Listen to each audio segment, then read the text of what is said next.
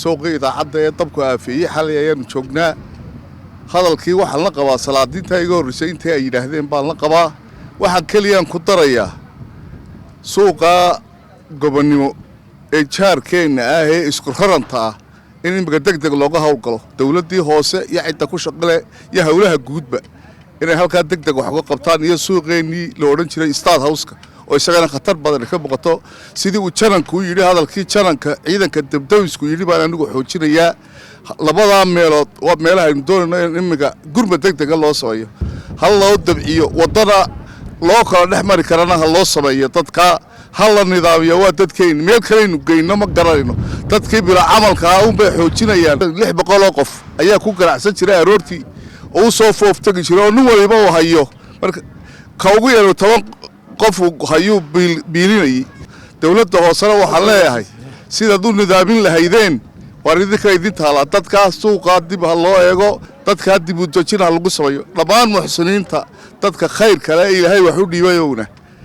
hantidiinu halkii lagu bixinay halkii ugu qiimaha badnayd doorkii ganacsatadu lahayd waa la sugayaa doorkii qurba joogtu lahayd waa la sugayaa doorkii qolqol joogtu lahayd waa la sugayaa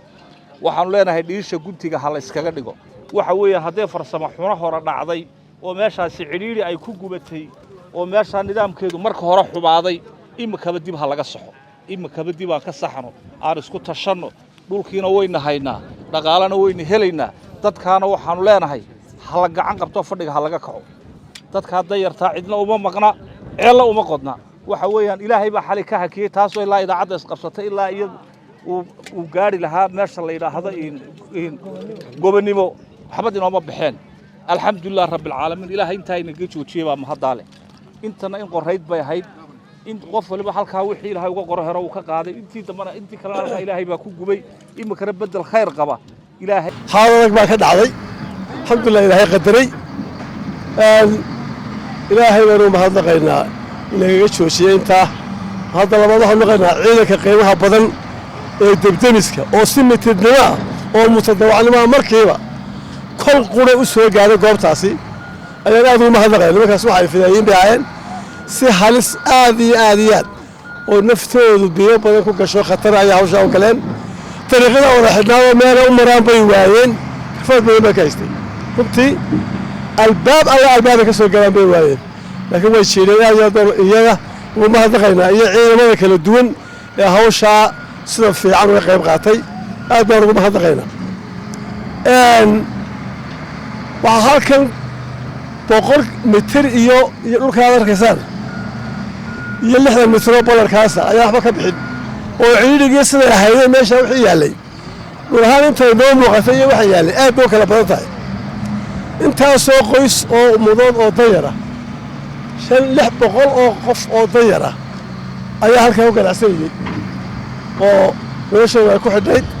oo taasoo way rawaxday waxaan leenahay waa uga tacsiinaa waxaan leenahay ilaahay ciwal khayr qaba ha siiyo dawladda hoose waxaan ugu baaqaynaa sida ay salaadiintu u sheegeen u dhameeyeen in laga taxadiro maalin walba iyadoo inoo muuqato meesha ciidanka iyo farsamo xumadeedu isla lagu eegto ma fiicnee way laga taxadiraa oo hadday mar iyo laba ay nagu dhacday tawaanana inagu sii socono waa in laga yeeshaa talo waxaanu leenahay dadkii ilaahay halkaa dhibaatada uu ku gaarsiiyey wax ilaahay xaggiisa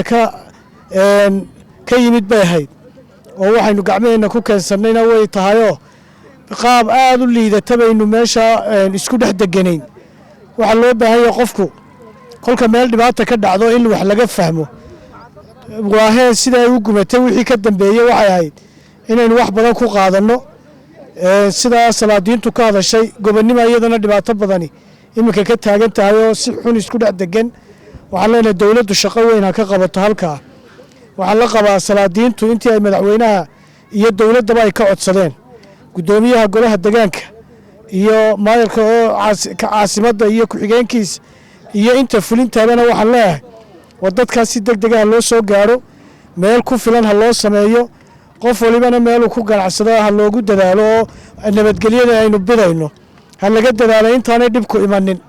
dhibaato badan baynu hoganaysa meelo badan oo iminka adduunyaynu ka hadlaynaaye State House-ka oo kale halkaa masiibo weyn baa ka soo socota haddaan laga gaadhin oon iminka dowladdu dhexda u xidhan oon dadkan la kala hagaajinin se la isku dhex degan yahay iyo ummadda meesha degan oo aad u badan halkaa dhibaato weyn baa ka soo socota dhibaatada ha la gaadho waxaan aad iyo aad ugu mahadnaqayaa xalay intii ka howlgashay oo kow uu ka ahaa dabdamisku iyo ciidanka kala duwan ee somalilan oon ilaa xalay ilaa saacadda iminka u taagan hawsha waxaan leeyahay ilaahay idinka abaaliyo dalkiinnii baad u dhimateen dalkiinnaad u taagan tihiin aad noloshiinna u bixiseen xaq weyn iyo weyn baad dalka ku leedihiin ilaahay xaqiinana ha fahansiiyo dalka iyo dadkaba waxaana leeyahay ha lala shaqeeyo ciidamada booliska qaybihiisa kala duwan ama dabdamis ha noqdo ama ciidanka booliska caadiga ha noqdo ama kuwa kale howlaha kala wada ha noqdee ha lala shaqeeyo ummaddii caynkaa ahayd ee halkaa ilaa halkaa